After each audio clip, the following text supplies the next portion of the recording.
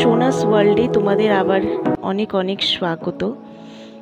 মাল কলেজের রাস্তা ধরে NH31 রোডের উপর দিয়ে আমরা চলেছি চালসার পথে।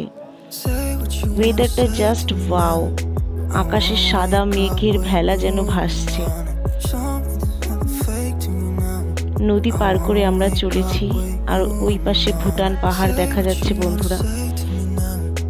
জাস্ট ভিউটা অসাধারণ। এখানে ব্রিজের সংরক্ষণের কাজ চলছে, যেহেতু বর্ষা বন্ধুরা তোমরা সবাই জানো। আর বর্ষার সময় যেন নর্থ বেঙ্গল, বিশেষ করে ডুয়ার্স, দারুণভাবে সেজে ওঠে। বর্ষার ডুয়ার্স দেখতে হলে তোমাদের অবশ্যই নর্থ বেঙ্গল ভিজিট করতে হবে বন্ধুরা। তো আমরা চলেছি এবার সোজা রাস্তা ধরে চালসা থেকে বাঁ দিকে গিয়ে আমরা এবার এসে পৌঁছেছি চালসা ভিউ পয়েন্টে বন্ধুরা। এখানে একটুখানি আমার মনে হয়েছে একটু সৌন্দর্যায়নের প্রয়োজন রয়েছে। এখানে লাটাগুড়ি জঙ্গল সহ গরুমারা ফরেস্ট ভীষণভাবে নিজেকে মেলে ধরেছে, বিস্তীর্ণ এলাকা তোমরা বন্ধুরা দেখতে পাচ্ছ। মনটা খুব ভালো হয়ে গেছে, কিন্তু এই আবর্জনা ময়লা দেখে মনটা একটু হলেও খারাপ হয়েছে। চালসা ভিউ পয়েন্ট থেকে বন্ধুরা পুরো চালসা খুব সুন্দরভাবে দেখা যায়। এই স্পটটা চাইলেই তোমরা বন্ধুরা ঘুরে আসতে পারো। ভীষণ সুন্দর সবুজে মোড়া একটা পরিবেশ। আকাশটাকেও আজকে যেন ভীষণ লাবণ্যময় লাগছে বন্ধুরা।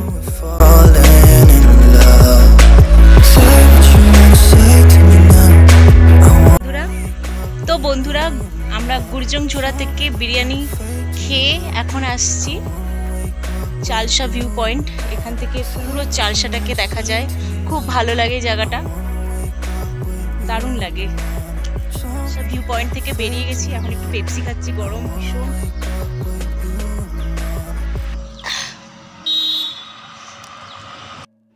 তো এবার বন্ধুরা আমরা চালসা ভিউ পয়েন্ট থেকে বেরিয়ে যাচ্ছিলাম আরেকটি সৌন্দর্য মণ্ডিত প্রকৃতির কোলে অবস্থিত একটি ট্যুরিস্ট স্পট। রাস্তাটা ভীষণ ভালো লাগছিল বন্ধুরা। চা বাগান বিস্তৃত পথ ধরে সবুজের হাতছানি বেয়ে আমরা চলেছি একটি খুবই আকর্ষণীয় একটি ট্যুরিস্ট স্পট, যেখানে গেলে সত্যি মনটা শীতল হয়ে যায়। রাস্তায় যাওয়ার সময় আমরা দেখছিলাম পাহাড়ে মেঘ আছে, ভাবছিলাম যে বৃষ্টি হতে পারে, কিন্তু আমাদের ভাগ্যটা খুব ভালো ছিল, আমরা যাওয়ার আগে বৃষ্টি হয়ে গেছে।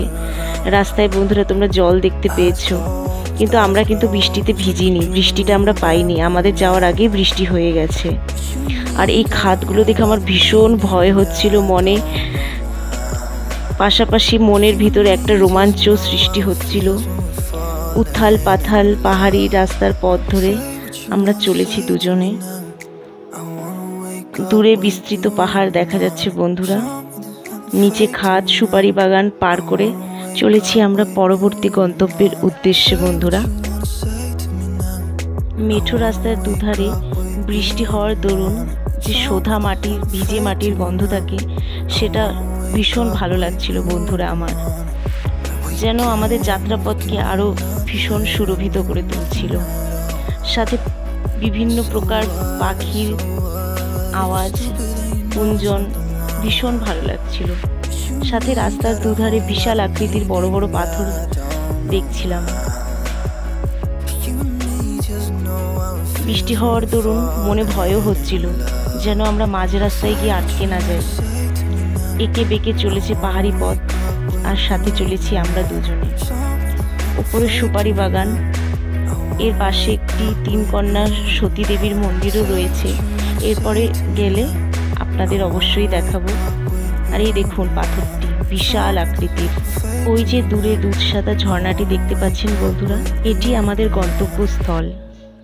পাহাড়ের বুক চিরে স্বমহিমায় পাহাড়ি নদী এঁকে বেঁকে চলেছে। দুধ সাদা ফেনার মতন জল বন্ধুরা।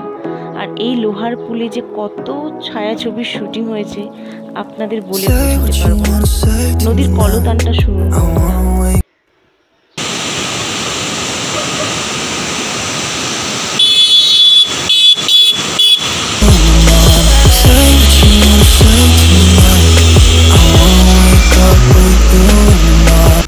শহরের কোলাহল যুক্ত পরিবেশ থেকে খানিকটা শীতল এই পরিবেশ যেন স্বমহিমায় আকর্ষণ করছে, নিজেকে মেলে ধরেছে। আর এই নদীর স্রোত দেখুন বন্ধুরা, বর্ষাকালে নদী যেন তার স্বমহিমায় বয়ে চলেছে।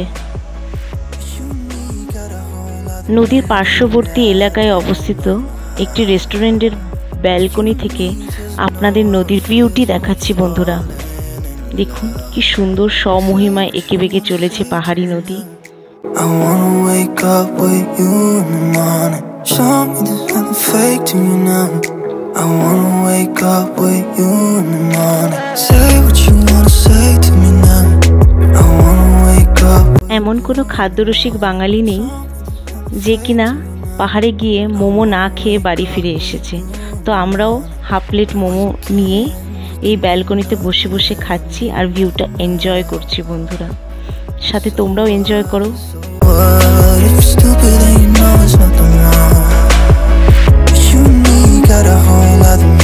মোমো খেয়ে বেরিয়ে এবার আমরা চলেছি আমাদের বাড়ির গন্তব্যে।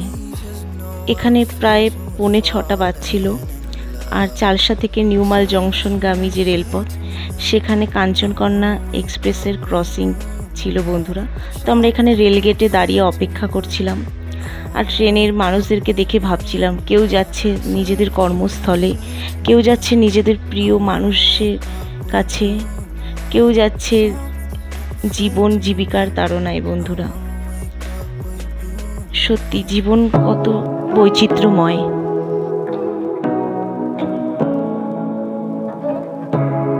এবার আমরা একদম আমাদের বাড়ির খুব কাছে চলে এসেছি বন্ধুরা।